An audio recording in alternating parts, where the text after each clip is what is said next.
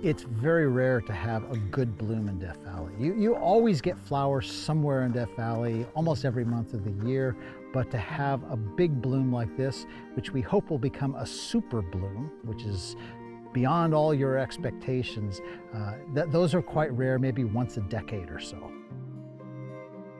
I've lived in Death Valley for 25 years, and I've seen lots of blooms, lots of wildflower blooms in Death Valley, and I kept thinking I was seeing incredible blooms. I was always very excited until I saw one of these super blooms.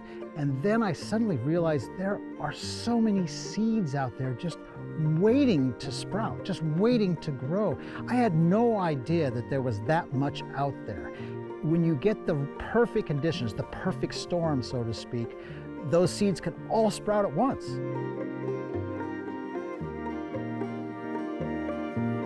These areas that are normally just rock, just soil, just barren, not even shrubs, they're filled with life.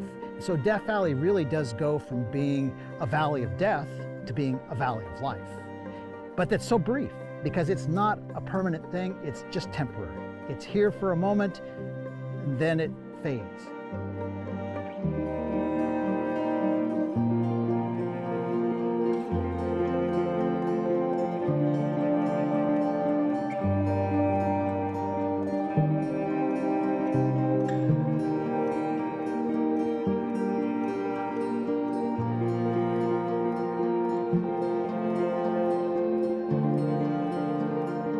If you get a chance to see a bloom in Death Valley, especially a super bloom, you should take the opportunity to see it because it could be a once-in-a-lifetime opportunity.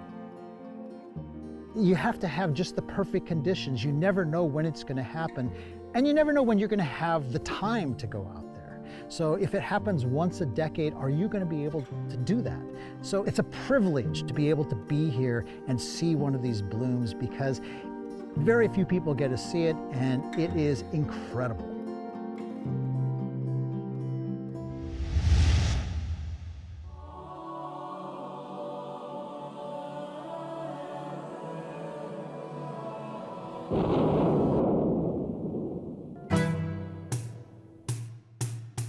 حسيت انه انا واقفه بمحل ما قناص واقف وقتل عالم.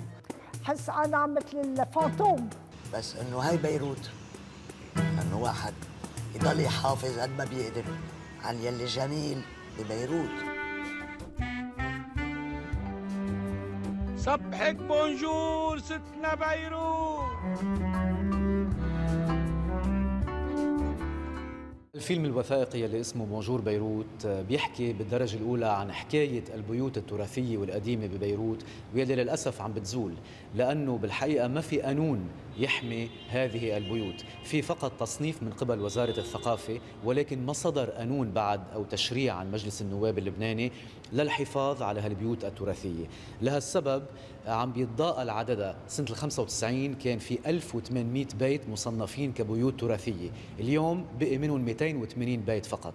هيدي برأيي هي كارثة ثقافية عم بتغير هوية هالمدينة وهوية بيروت. لهالسبب فكرت انه يكون فيها الفيلم الوثائقي يلي بيلقي الضوء على هالمسألة وبيطرح هالمشكلة يلي عم نعاني منها ببيروت.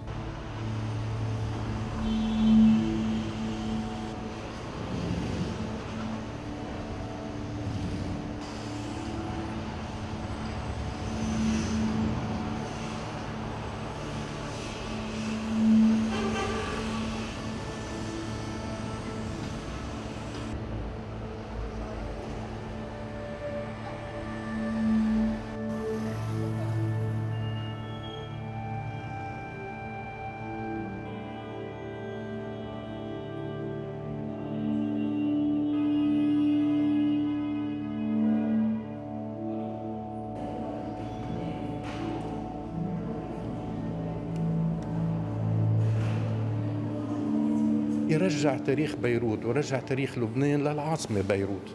ضروري يرجعوا الناس، الحياة والروح اختفت من بيروت.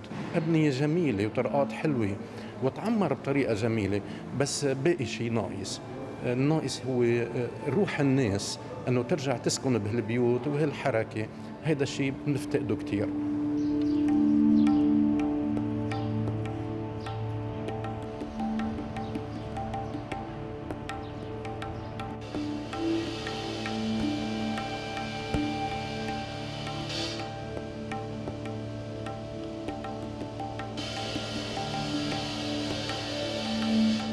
أنا ضد كل شيء اسمه ينهد القديم، يعني القديم أنتيكا، بأجمل من الإنسان يمشي هيك ويتذكر أجداده والأرض القديمة والبيوت القديمة الجمال. مين بعد في عمرك عمار؟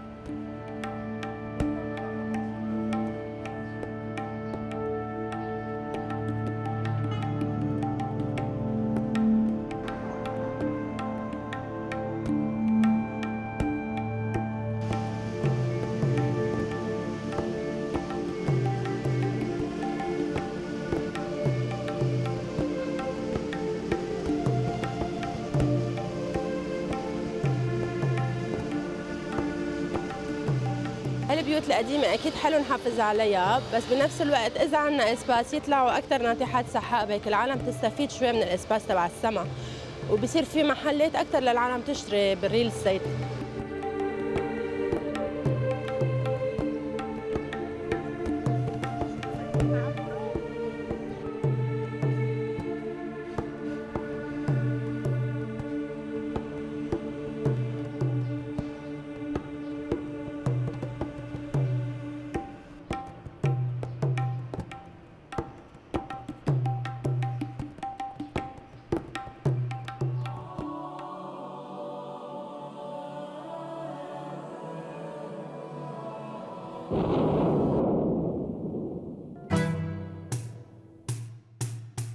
حسيت انه انا واقفه بمحل ما قناص واقف وقتل عالم.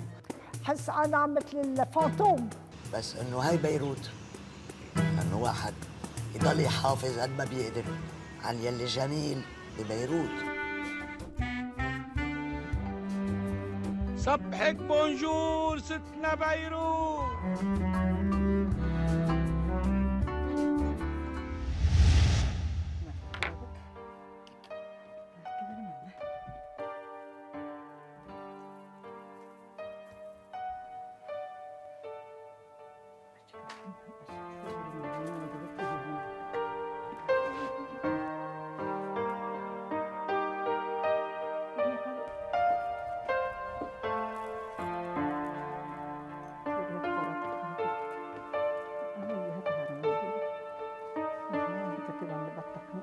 Hari, esse vídeo aqui não é